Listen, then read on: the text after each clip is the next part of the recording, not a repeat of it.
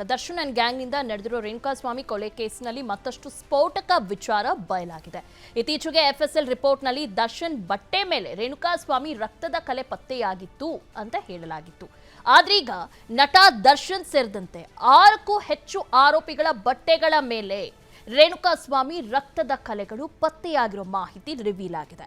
FSL ವರದಿ ಪೊಲೀಸರ ಕೈ ಸೇರಿದ್ದು ನಟ ದರ್ಶನ್, ಕಾರ್ತಿಕ್ ಅಲಿಯಾಸ್ ಕಪ್ಪೆ, ಕೇಶಮೂರ್ತಿ, ರವಿಶಂಕರ್, ನಂದೀಶ್, ದೀಪಕ್ ಬಟ್ಟೆಗಳ ಮೇಲೆ ರಕ್ತದ ಕಲೆ ಪತ್ತೆಯಾಗಿದ್ದು ಆರೋಪಿಗಳ ವಿರುದ್ಧ ಬಹುದೊಡ್ಡ ಸಾಕ್ಷ್ಯವಾಗಲಿವೆ. ಆರೋಪಿಗಳ ಬಟ್ಟೆ ಮಾತ್ರವಲ್ಲದೆ ರೇಣುಕಾಸ್ವಾಮಿ ಮೇಲೆ ಹಲ್ಲೆ ಮಾಡಲು ಬಳಸಿದ್ದ ಹಗ್ಗ, ರೀಪೀಸ್ ಕಟ್ಟಿಗೆ, ಶವ ಸಾಗಿಸಿದ ಕಾರಿನಲ್ಲೂ ರಕ್ತದ ಕಲೆಗಳು ಪತ್ತೆಯಾಗಿವೆ. ಹೈದರಾಬಾದ್ ಮತ್ತು ಬೆಂಗಳೂರಿನ ಕೇಂದ್ರದಿಂದ ಇಮೇಲ್ ಮೂಲಕ FSL ವರದಿ ರವಾನೆ ಮಾಡಲಾಗಿದ್ದು ಮೊಬೈಲ್ ರಿಟ್ರೀವ್ ಸೇರಿ ಎಲ್ಲಾ ವರದಿಗಳು ಪೊಲೀಸರ ಕೈ ಸೇರಿದೆ. ಕೊಲೆ ಪ್ರಕರಣದ ಆರೋಪಿಗಳ ಮೊಬೈಲ್ ಡೇಟಾ ರಿಟ್ರೀವ್ ಮಾಡಲಾಗಿದೆ. ಮೊಬೈಲ್ನಲ್ಲಿನ ಡಿಲೀಟ್ ಆಗಿದ್ದ ಫೋಟೋ ಹಾಗೂ ವಿಡಿಯೋಗಳು, ಆರೋಪಿಗಳ ವಾಟ್ಸಪ್ ಕಾಲ್ ಲಿಸ್ಟ್, ಮರ್ಡರ್ ಬಳಕೆ ಯಾವ ಆ್ಯಪ್ನಲ್ಲಿ ಹೆಚ್ಚಾಗಿ ಬಳಕೆ ಮಾಡಿದ್ದಾರೆ, ಕಿಡ್ನಾಪ್ ಕೊಲೆ ಆದ ಬಳಿಕ ಆರೋಪಿಗಳು ಎಲ್ಲೆಲ್ಲಿ ಓಡಾಡಿದ್ರು, ಬಟ್ಟೆಗಳ ರಿಪೋರ್ಟ್, ಸ್ಥಳದಲ್ಲಿ ಸಂಗ್ರಹಿಸಿದ ಸ್ಯಾಂಪಲ್ಸ್ಗಳು ಸೇರಿದಂತೆ ಎಲ್ಲಾ ವರದಿಗಳನ್ನು ಕೂಡ ಸಂಗ್ರಹಿಸಲಾಗಿದೆ. FSL ವರದಿ ಬರ್ತಿದ್ದಂತೆ ನಗರ ಪೊಲೀಸ್ ಆಯುಕ್ತ ದಯಾನಂದ್ ಪ್ರಕರಣದ ತನಿಖಾಧಿಕಾರಿ ಹಾಗೂ ಸಿಬ್ಬಂದಿ ಜೊತೆ ಸಭೆ ನಡೆಸಿದ್ದು ತನಿಖೆ ಮತ್ತು FSL ವರದಿ ತಾಳೆ ಆಗ್ತಿದೆಯಾ ಎಂದು ಚರ್ಚೆ ಮಾಡಿದ್ದಾರೆ. ದರ್ಶನ್ ಅಂಡ್ ಗ್ಯಾಂಗ್ ವಿರುದ್ಧ FSL ವರದಿ ಪೊಲೀಸರ ಕೈ ಸೇರಿದ ಬೆನ್ನಲ್ಲೇ ದರ್ಶನ್ಗೆ ಮತ್ತೊಂದು ಸಂಕಷ್ಟ ಎದುರಾಗಿದೆ. ನಟ ಚಿಕ್ಕಣ್ಣ ಬಳಿಕ ಮತ್ತೊಬ್ಬ ನಟನಿಂದ ಪೊಲೀಸರು ನ್ಯಾಯಾಲಯದಲ್ಲಿ ಹೇಳಿಕೆ ದಾಖಲಿಸಿಕೊಂಡಿದ್ದಾರೆ. ರೇಣುಕಾಸ್ವಾಮಿ ಕೊಲೆ ಕೇಸಲ್ಲಿ ದರ್ಶನ್ ಆಪ್ತ ನಟ ಯಶಸ್ ಸೂರ್ಯ ವಿಟ್ನೆಸ್ ಆಗಿದ್ದಾರೆ. ಆದ್ದರಿಂದ ಪೊಲೀಸರು ನಟ ಯಶಸ್ ಸೂರ್ಯ ಅವರಿಂದ CRPC ಅಡಿ 164 ಹೇಳಿಕೆ ದಾಖಲಿಸಿದ್ದಾರೆ. ಕಳೆದ ಜುಲೈನಲ್ಲಿ ಕೊಲೆ ಕೇಸ್ ಸಂಬಂಧ ಪೊಲೀಸರು ನಟ ಯಶಸ್ ಸೂರ್ಯ ವಿಚಾರಣೆ ನಡೆಸಿದ್ರು. ಬಳಿಕ ಜಡ್ಜ್ ಮುಂದೆ CRPC 164 ಅಡಿ ಯಶಸ್ ಸೂರ್ಯ ಹೇಳಿಕೆಯನ್ನ ದಾಖಲಿಸಿದ್ದಾರೆ. ಸ್ಟೋನಿ ಬ್ರೂಕ್ ರೆಸ್ಟೋರೆಂಟ್ ಪಾರ್ಟಿಯಲ್ಲಿ ದರ್ಶನ್, ಪ್ರದೂಷ್, ಚಿಕ್ಕಣ್ಣ ಜೊತೆ ಯಶಸ್ ಸೂರ್ಯ ಕೂಡ ಭಾಗಿಯಾಗಿದ್ರು. ಹೀಗಾಗಿ ಪೊಲೀಸರು ವಿಚಾರಣೆ ನಡೆಸಿದ್ದು ಹೇಳಿಕೆ ದಾಖಲಿಸಲಾಗಿದೆ. ನೋಡಿ, ಇಡೀ ರಾಜ್ಯದ ಜನತೆ ಇದೊಂದು ರೀತಿಯಾಗಿ ಸಿನಿಮಾ ರೀತಿ ನೋಡ್ತಾ ಇದೆ. ಅಂದರೆ ಅವರು ಎಷ್ಟು ಅಪ್ಡೇಟ್ ನೋಡ್ತಿದ್ದಾರೆ ಅಂತಂತಂದರೆ ಪ್ರತಿ ಕ್ಷಣ ಏನೇನು ಅಪ್ಡೇಟ್ ಆಗ್ತಾ ಇದೆ ದರ್ಶನ್ ಕೇಸಲ್ಲಿ ಅಂಥೇಳಿ ನೋಡ್ತಾ ಇದ್ದಾರೆ.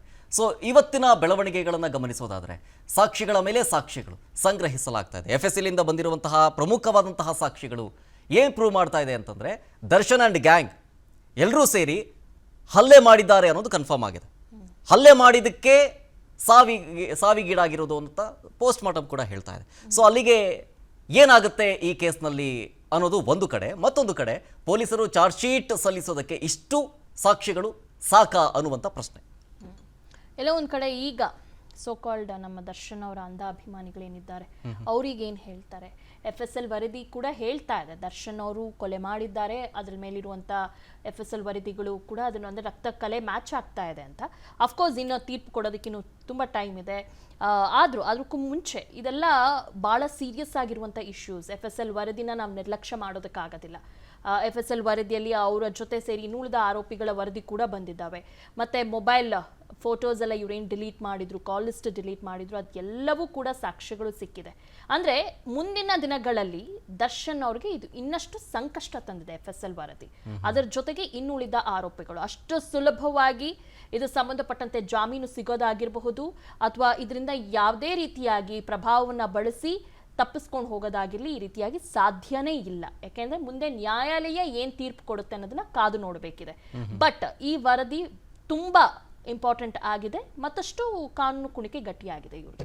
ಮತ್ತೊಂದು ಕಡೆ ಸ್ಟೋರಿ ಬ್ರೂಕ್ನಲ್ಲಿ ಪಾರ್ಟಿ ಮಾಡೋ ಟೈಮ್ನಲ್ಲಿ ಚಿಕ್ಕಣ್ಣ ಅವರಿದ್ರು, ಪ್ರದೋಷ್ ಅವರಿದ್ರು, ಜೊತೆಗೆ ದರ್ಶನ್ ಇದ್ರು, ಮತ್ತು ಯಶಸ್ಸು ಸೂರ್ಯ ಅವರು ಕೂಡ ಇದ್ರು. ಯಶಸ್ಸು ಸೂರ್ಯ ಮೇಲೆ ಅಷ್ಟೊಂದು ಕಾನ್ಸಂಟ್ರೇಟ್ ಮಾಡಿರಲಿಲ್ಲ ಅಂತ ಕಾಣಿಸುತ್ತೆ. ಯಾಕೆಂದರೆ ವಿಸ್ತಾರ ನ್ಯೂಸ್ ಕೂಡ ಅದ್ರ ಬಗ್ಗೆ ಮೊದಲನೇ ದಿನದೇ ಬ್ರೇಕ್ ಮಾಡಿತ್ತು ಸುದ್ದಿ, ಆದರೆ ಅಷ್ಟೊಂದು ಗಮನ ಹರಿಸಲಿಲ್ಲ. ಚಿಕ್ಕಣ್ಣ ಅವ್ರನ್ನ ಮೊದಲಿಗೆ ವಿಚಾರಣೆಯನ್ನು ಕರೀತಾರೆ, ಅದಾದ ಮೇಲೆ ಯಶಸ್ಸು ಸೂರ್ಯ ಅವ್ರನ್ನ ಕರೀತಾರೆ. ಆದರೆ ಈಗ ಜಡ್ಜ್ ಮುಂದೆ 164 ಸ್ಟೇಟ್ಮೆಂಟನ್ನು ದಾಖಲು ಮಾಡಿರೋದಾಗಿ ಅವರ ಆಪ್ತಾರೆ, ಅಂದರೆ ದರ್ಶನ್ ಅವರ ಆಪ್ತಾರೆ ಈ ಕೇಸ್ನಲ್ಲಿ ದರ್ಶನ್ಗೆ ಮುಳುವಾಗ್ತಾರಾ ಅನ್ನೋದು ಮತ್ತೊಂದು ಕಡೆ ಪ್ರಶ್ನೆ ಉದ್ಭವಿಸ್ತಾ ಇದೆ. ಅಂದ್ರೆ ತುಂಬಾ ಜನ ಅನ್ಕೊಂಡ್ಬಿಡ್ತಾರೆ, ಓ ಇವರು ಕೂಡ ಇನ್ವಾಲ್ವ್ ಆಗಿದ್ದಾರಾ ಅಂತ. ಇಲ್ಲ, ಇದು ಜಸ್ಟ್ ವಿಚಾರಣೆ ಕರೆದಿದ್ದಾರೆ. ಮುಂದೆ ಅವ್ರ ಮೇಲೆ ಏನಾದರೂ ಆ ಥರ ಡೌಟ್ ಬಂದರೆ ಅಥವಾ ಅವ್ರದ್ದು ಏನಾದರೂ ಪ್ರೂವ್ ಆದರೆ ಅವ್ರದ್ದು ಏನಾದರೂ ತಪ್ಪಿದ್ರೆ ಸಹಜವಾಗಿ ಅವ್ರಿಗೂ ಕೂಡ ಶಿಕ್ಷೆ ಆಗುತ್ತೆ. ಇದು ಜಸ್ಟ್ ವಿಚಾರಣೆ ಅಷ್ಟೇ. ಹೌದು, ಚಿಕ್ಕಣ್ಣ ಅವ್ರನ್ನು ಕರೆಸಿ ವಿಚಾರಣೆ ಮಾಡಿದ್ದಾರೆ, ಯಶಸ್ ಸೂರ್ಯ ಅವ್ರನ್ನ ಕರೆಸಿ ವಿಚಾರಣೆ ಮಾಡಿದ್ದಾರೆ. ಈ ಹಿಂದೆ ಜುಲೈನಲ್ಲೂ ಕೂಡ ಅವ್ರನ್ನ ಕರೆದು ವಿಚಾರಣೆ ಮಾಡಿದ್ರು, ಪ್ರಶ್ನೆ ಮಾಡಿದ್ರು. ಅದರ ಮುಂದುವರೆದ ಭಾಗ ಮತ್ತೊಮ್ಮೆ ಕರೆಸಿದ್ದಾರೆ. ಇಲ್ಲಿ ನಮ್ಗೆ ಅದೇ ಡೌಟ್ ಆಗ್ತಿರೋದು. ಚಿಕ್ಕಣ್ಣವ್ರನ್ನ ಒಂದು ಬಾರಿ ಕರೆಸಿ ವಿಚಾರಣೆ ಮಾಡಿದ್ರು, ಅದಾದ ನಂತರ ಇವ್ರನ್ನ ಕರೆದು ಜುಲೈನಲ್ಲೂ ಮಾಡಿದ್ರು, ಈಗ ಮತ್ತೊಮ್ಮೆ ಕರೆದು ಮಾಡಿದ್ದಾರೆ ಅಂದ್ರೆ ಅದು ಕೂಡ 164 ಸ್ಟೇಟ್ಮೆಂಟ್ ದಾಖಲಿಸಿದ್ದಾರೆ ಅಂದ್ರೆ ಒಂದಷ್ಟು ಅನುಮಾನಗಳು ಸಹಜವಾಗಿ ಸಮಥಿಂಗ್ ಅಂತ ಇದೆ. ಬಟ್ ಹಿಂಗೆ ಅಂತ ನಾವು ಕೂಡ ಹೇಳಕ್ಕಾಗಲ್ಲ. ಅದೆಲ್ಲವೂ ಕೂಡ ಕಾನೂನು ಪ್ರೊಸೀಜರ್ಸ್ ಅದೆಲ್ಲ ಅವ್ರು ಮಾಡ್ತಾರೆ. Okay okay. ಅನುಕ್ಷಣದ ಸುದ್ದಿಗಳಿಗಾಗಿ ವಿಸ್ತಾರ ನ್ಯೂಸ್ ಯೂಟ್ಯೂಬ್ ಚಾನೆಲ್ ಸಬ್ಸ್ಕ್ರೈಬ್ ಮಾಡಿ. ಹೊಸ ಸುದ್ದಿಗಳ ನೋಟಿಫಿಕೇಶನ್ಗಾಗಿ ಬೆಲ್ ಐಕಾನ್ ಕ್ಲಿಕ್ ಮಾಡಿ. ಲೇಟೆಸ್ಟ್ ಅಪ್ಡೇಟ್ಸ್ಗಾಗಿ www.vistaranews.com ವೆಬ್ಸೈಟ್ಗೆ ವಿಸಿಟ್ ಮಾಡಿ. ಅಂಗೈಯಲ್ಲೇ ಜಗತ್ತಿನ ಸುದ್ದಿ ತಿಳಿಯಲು ವಿಸ್ತಾರ ನ್ಯೂಸ್ ಕನ್ನಡ ಆಪ್ ಡೌನ್ಲೋಡ್ ಮಾಡಿ.